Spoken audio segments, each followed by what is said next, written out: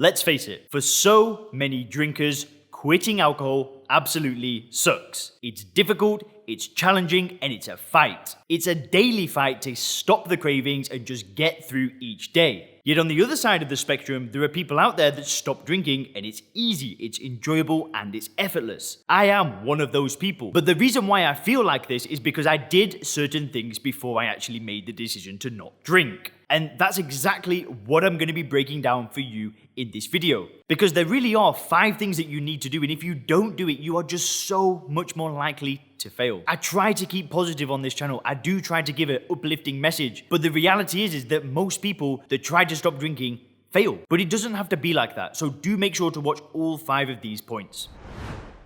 Just before we get into the video, if you want to get access to the free video training showing you how to control your drinking without AA or willpower, click the link in the description. I'll be showing you how to use the mental model called first principles thinking to get control of your drinking. I'll be talking about the 5 critical mistakes that 90% of drinkers make, and I'll also be sharing the 2 phases of becoming sober clear. You do not want to miss that training video. It will change your mindset around drinking forever so you can start getting your health, career, confidence, and relationships back on track. Click the link in the description for instant access.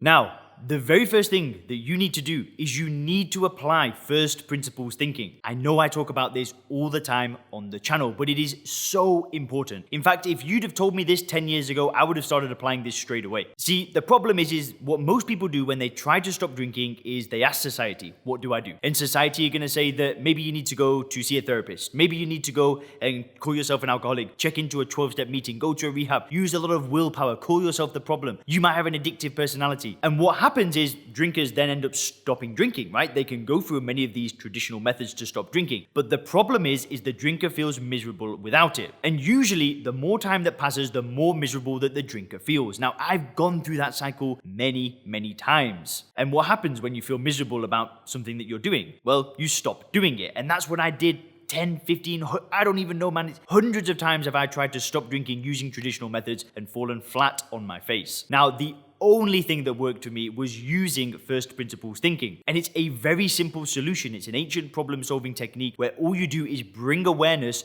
to all of the individual parts of a problem. It was popularized by Elon Musk. I mean, if you've got that book called Principles by Ray Dalio, the investor, he talks about reasoning from first principles. People do this all the time, yet nobody really thinks to do this with alcohol. Why do we drink it? Why do we call ourselves alcoholics? Why do we think of ourselves as the problem? Why do we say that we're in the habit of drinking? We have to look at everything. And the way that you do this is through investing in courses, it's through reading books, it's through watching videos just like this one and other great YouTube channels out there. It's through listening to podcasts, it's through speaking to non-drinkers that are happy about being non-drinkers. And it's just starting to understand that alcohol does nothing for you. This is the most important thing that I did when it came to finding a solution to becoming a happy non-drinker. It was so important.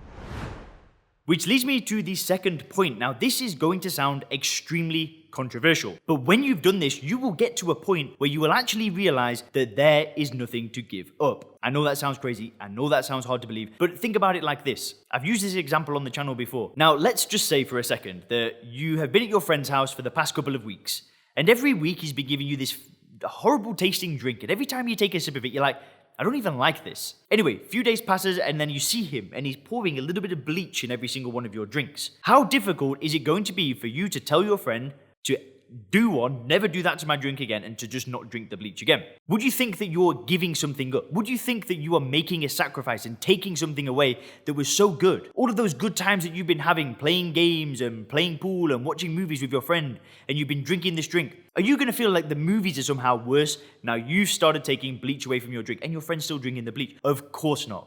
Because you're not delusional. Yet we're not in a society that's been conditioned to think that drinking bleach is okay. We don't associate bleach with stress relief, with courage, with sophistication, with being refreshing and cool. We don't see bleach like that. But what's really the difference? They're both poisonous. They both do nothing for us. But we wouldn't feel deprived if we were giving up bleach. Now, when you've used first principles thinking, that's what starts to happen with alcohol. You see it for what it is. You see it as something that does nothing for you. So the decision to not drink it isn't hard because there's really nothing to give up in the first place. And when you finally get there, which perfectly leads me into the third point, and this is the most important thing that I'm going to say in the whole video. When you are in that state of mind, you must make a decision. You must make an all-in decision. And I'm not talking about a decision where you're just kind of dipping the toe in the water, right? Think of yourself at a pool. You either dip your toe in the water, maybe go in a little bit and then slowly go like that. No, it doesn't work like that. What's the point of doing that? You just jump into that pool head first and you're in. You're in it. It's done. The decision was already made. As soon as you jumped, it's done. You've got to be like that with alcohol. Because what I did in the past is I always said, I'm going to try to stop drinking. I've not stopped. I'm trying. I'm trying to stop. It's an ongoing thing. It's a daily battle. Because that was the decision that I made. I decided that that's how it was going to be. But these days, it's not like that because I jumped into the pool. I made the all-in decision. I fully committed and I just followed through with it. Because when you make a decision, you don't need to question it. You just go through life as normal. Now that is so important. It's making a decision. And when you make a decision, it changes everything because